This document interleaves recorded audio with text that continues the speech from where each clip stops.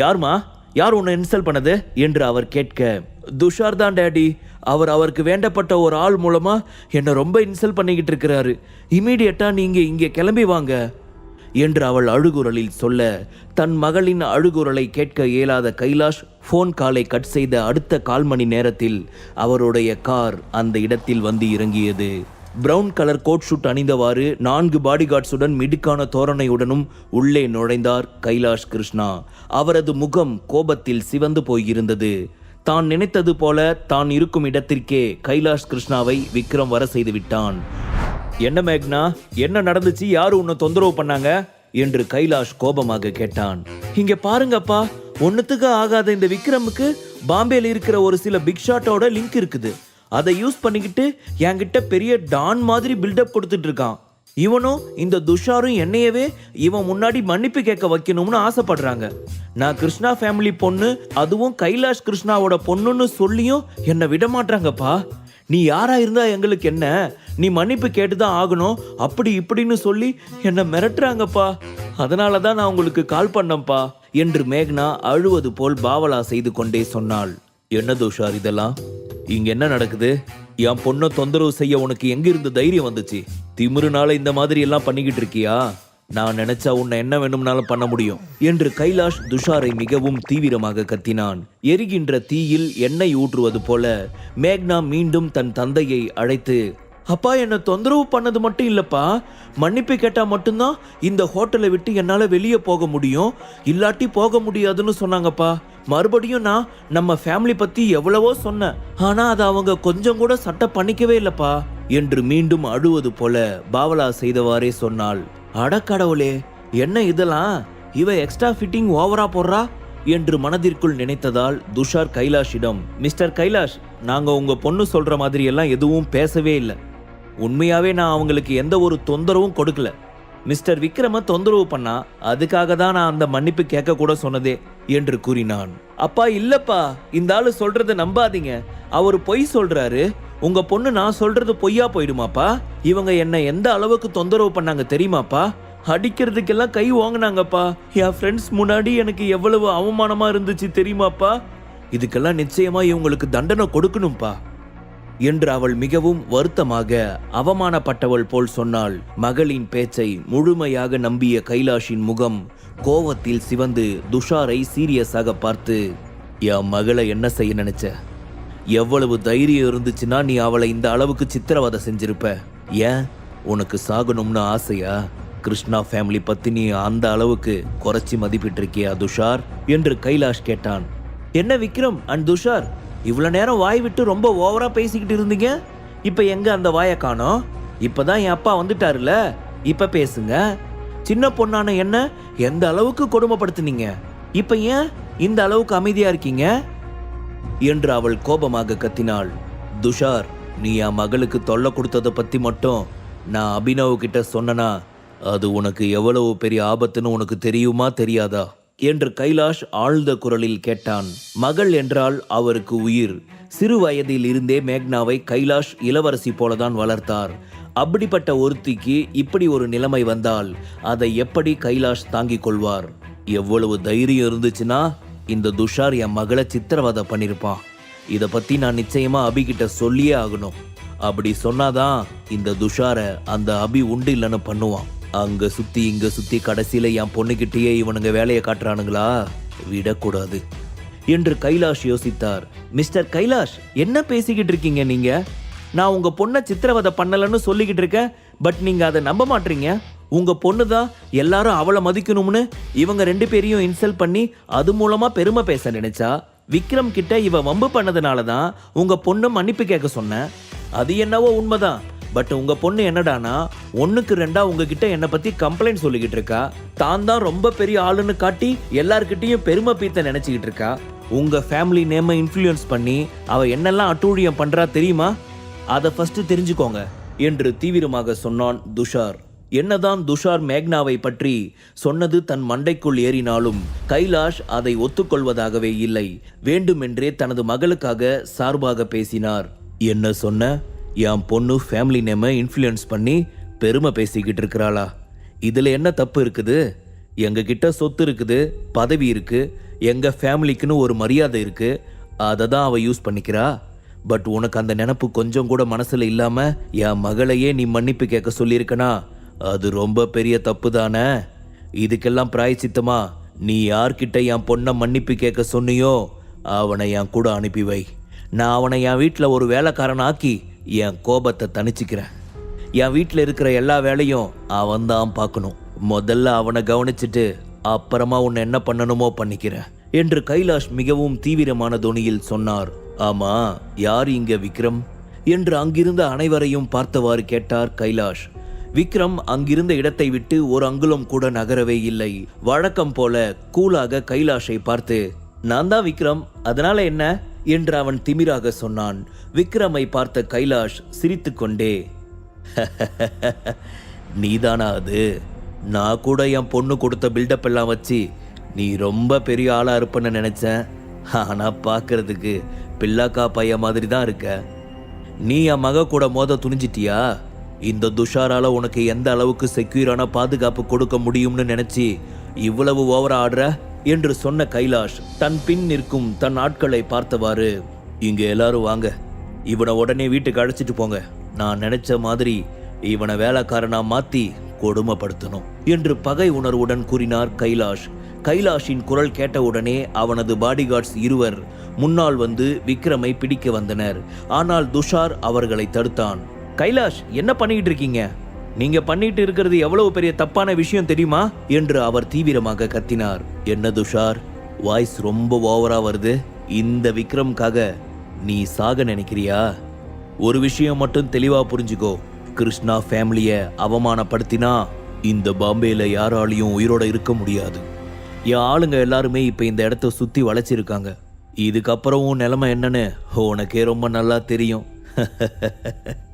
என்று சிரித்து கொண்டே சொன்னார் கைலாஷ். என்ன சொன்னீங்க மிஸ்டர் கைலாஷ்? இங்க என்ன நடந்துச்சு, ஏது நடந்துச்சுன்னு என்கிட்ட வந்து ஒரு வார்த்தை கூட பேசாம நீங்களா ஒரு முடிவுக்கு வந்துட்டு இப்படி உங்க ஆளுங்களை சுத்தி வளைச்சு நிக்க வச்சிருக்கீங்க. இப்போ நீங்க எங்க இருக்கீங்க தெரியுமா? என்னோட ஹோட்டல்லையே நின்றுட்டு என்ன நீங்க இந்த மாதிரி அவமானப்படுத்துறது இவ்வளவு நேரமா நீங்க பெருமை பேசிக்கிட்டு இருக்கிற அபினவ அசிங்கப்படுத்துற மாதிரி தானே. அது மட்டும் இல்லாம இந்த விக்ரம் யாருன்னு தெரிஞ்சா நீங்க இந்த மாதிரி எல்லாம் பண்ணியிருக்கவே மாட்டீங்க என்று துஷார் சொன்னார். இங்க பாரு, நீ இந்த பில்டப் மிரட்டல் எல்லாம் என்கிட்ட கொடுக்க வேண்டாம். நீ என் பொண்ணை அவமானப்படுத்தின, அதுக்கான தகுந்த தண்டனைய நான் உனக்கு கொடுக்க போறேன் என்று கைலாஷ் கூலாக கூறினான். அப்பொழுது திடீரென்று கதவு தட்டும் சத்தம் கேட்டது. கூலிங் கிளாஸ் அணிந்திருந்த ஒருவர் உள்ளே வந்து கைலாஷிடம் மரியாதையுடன் சொன்னார். சார், ஒட்டுமொத்த ஹோட்டலையும் சுத்தி வளைச்சாச்சு. நீங்க மட்டும் ஒரு வார்த்தை சொன்னா போதும், எல்லாமே இப்போ உள்ள நுழைஞ்சிடுவாங்க. இந்த துஷாரை என்ன செய்யணும், ஏதாவது பண்ணணுமா என்று அவன் கேட்டான். அந்த கூலிங் கிளாஸ் அணிந்திருந்தவனை பார்த்ததும் துஷாரின் முகம் மாறியது. நிலைமை சரியில்லை என்பதை தெளிவாக உணர்ந்தான். அந்த கூலிங் கிளாஸ் அணிந்திருந்தவன் யார் என்பது துஷாருக்கு மிக நன்றாகவே தெரியும். அவனுக்கு பாம்பே சிட்டியை பொறுத்தவரை கரும்புள்ளி என்று பெயர் உள்ளது. பாம்பே சிட்டியில் மிக உயர்ந்த மோசமான ரவுடிகளில் அவனும் ஒருவன். மிஸ்டர் விக்ரம், இப்போ நிலைமை சரியில்லை. கைலாஷ் ஏற்கனவே பிளான் பண்ணி ஒட்டுமொத்த ஹோட்டலையும் சுத்தி வளைச்சிருக்கான். பட் அவன் பண்ணிக்கிட்டு இருக்கிறது எல்லாம் முட்டாள்தனம்னு தெரியாம பண்ணிக்கிட்டு இருக்கான். அந்த மேக்னா சொல்ற எல்லாத்தையும் சரியா தப்பான ஆராய்ச்சி பார்க்காம கண்மூடித்தனமா நம்பிக்கிட்டு இருக்கான். ஸோ இதுக்கு மேல நாம என்ன பேசியும் பிரயோஜனம் இல்லை. அவங்க ஆளுங்க உள்ள வந்தாங்கன்னா சுச்சுவேஷன் ரொம்ப மோசமா மாறிடும். இப்போதைக்கு நாம நம்மளோட ஆளுங்களை கூப்பிடுறது தான் நல்லது, இல்லாட்டி ரொம்ப பெரிய பிரச்சனையா போயிடும் என்று விக்ரமின் காதில் கிசுகிசுப்பாக சொன்னான் துஷார். அவன் பேசும் பொழுதே எந்த அளவிற்கு பயப்படுகிறான் என்பதை விக்ரமால் தெளிவாக புரிந்து கொள்ள முடிந்தது. அவனது உதடுகளில் சிறிது புன்னகை தோன்றியது. உண்மையாவே இந்த அப்பா பொண்ணு சென்டிமெண்ட் காட்சி என்ன ரொம்ப மெய்சில இருக்க வைக்குது. பொண்ணு என்ன சொல்றா, அவ சொன்னது உண்மையா பொய்யான்னு கூட தெரியாம இவ்வளவு பெரிய பிரச்சனையை கிளப்ப தயாரா இருக்கான் இந்த ஆளு என்று விக்ரம் துஷாரிடம் கிண்டலாக சொல்ல, ஆமா சார், நான் எவ்வளவோ சொல்லி பார்த்துட்டேன். ஆனா கைலாஷ் புரிஞ்சிக்க கூடிய மனநிலையில இல்ல. அவரை பொறுத்த வரைக்கும் நம்ம மேக்னாவை எல்லார் முன்னாடியும் அசிங்கப்படுத்தியிருக்கோம். அதுக்கு நம்மளை பழி வாங்கி வெறிய தீர்த்துக்கணும், அந்த ஒரு முடிவுல தான் இருக்கிறாரு. அதனால தான் நான் நம்ம ஆளுங்களை வர வைக்கட்டுமான்னு கேட்குறேன் என்று துஷார் மீண்டும் கேட்டான். என்னடா, நான் பேசுறது உங்க காதுல விழுகவே இல்லை போல. நீங்க பேசாம உங்களுக்குள்ளேயே பேசிக்கிட்டு இருக்கீங்க. நான் மறுபடியும் லாஸ்டா சொல்றேன், விக்ரமை விட்டுட்டு நீ என் மகள் கிட்ட மன்னிப்பு கேளு. அதுக்கப்புறம் உன்னை நான் எக்ஸ்கியூஸ் பண்ணி விடுறேன். ஆனா இந்த விக்ரம நான் விடவே மாட்டேன். மீறி நீ ஏதாவது பண்ண நினைச்சனா கண்டிப்பா நீ சாவறது உறுதி துஷார் என்று சொன்னார் கைலாஷ். இங்க பாருங்க கைலாஷ், உன்னோட இந்த மிரட்டலுக்கெல்லாம் நாங்க பயப்படுறதா இல்ல. கொஞ்ச நேரத்துக்கு முன்னாடி இங்க நான் என்ன நடந்துச்சுன்னு ரொம்ப தெளிவா உங்ககிட்ட சொல்லியாச்சு. ஆனா நீ அதை எதையும் புரிஞ்சிக்காம உன் பொண்ணு பக்கம் நியாயம் இருக்கிற மாதிரியே நீ பேசிக்கிட்டு இருக்க. இதனால ஃபியூச்சர்ல நீ ரொம்ப பெரிய சித்திரவதையை அனுபவிக்க போற. இப்படி ஆளுங்களை சுத்தி வளைச்சு எங்களை மிரட்டினா பயந்துரோம்னு நினைச்சியா என்று சொன்ன துஷார் வேகமாக யாருக்கோ போன் செய்ய போனை எடுத்தான். அந்த போன் கால் ரிங் ஆகி கொண்டிருக்கும் பொழுதே கரும்புள்ளியின் 2 பாடிகார்ட்ஸ் ஓடி வந்து அவனை பிடித்தனர். அவனது கையில் இருந்த போனை பிடுங்கி கீழே எறிந்தனர். நீ பண்றதெல்லாம் பார்த்தா ரொம்ப வேடிக்கையா இருக்கு துஷார். இப்ப நீங்க எல்லாருமே என் கண்ட்ரோலுக்குள்ள இருக்கீங்க. என்ன மீறி நீங்க வேற யாருக்காவது ஃபோன் பண்ணி இங்க ஆளை வர வைக்கலான்னு நினைச்சு பிளான் போட்டுட்டீங்களா? நிச்சயமா அது நடக்கவே நடக்காது ராஜா. இப்போ ஆட்டம் என்னோடது என்று சொன்னார் கைலாஷ். அதை கேட்ட துஷார் கோபமானார். என்ன நடக்குதுங்க? என்ன ஒரு ஃபோன் கூட பண்ண விட மாட்டேங்கிறீங்க? விக்ரம மட்டும் நீங்க ஏதாவது ஒரு வகையில காயப்படுத்தினா நிச்சயமா வாழ்நாள் முழுவதும் எதுக்காகடா அவர்கிட்ட வச்சுக்கிட்டோம்னு உக்காந்து புலம்புற மாதிரி ஆயிடும். அதை தெளிவா புரிஞ்சுக்கிட்டு நீ அடுத்து என்ன பண்ணணும்னு நினைக்கிறியோ அதை பண்ணு என்று கைலாஷை எச்சரித்தான் துஷார். இவன் என்ன அவ்வளவு பெரிய டானா? இல்ல இந்த உலகத்துக்கே ராஜாவா? ரொம்ப ஓவரா பில்டப் கொடுக்கிற என்று கைலாஷ் துஷாரிடம் கிண்டலாக கேட்க, இங்க பாரு சுரபி, இப்பவாச்சும் உனக்கு இங்க என்ன நடக்குதுன்னு புரியுதா? இப்பவாச்சும் விக்ரம் கிட்ட சொல்லி மன்னிப்பு கேட்க சொல்லு. அப்பதான் எங்க அப்பாவோட கோபம் கொஞ்சமாச்சும் குறையும். என்ன கஷ்டப்படுத்தினதுக்காக விக்ரம் கிட்ட சொல்லி புரிய வச்சு என்கிட்ட சாரி கேட்க சொல்லு. நான் இதுக்காக உனக்கு ஒரு 5 மினிட்ஸ் டைம் தரேன்.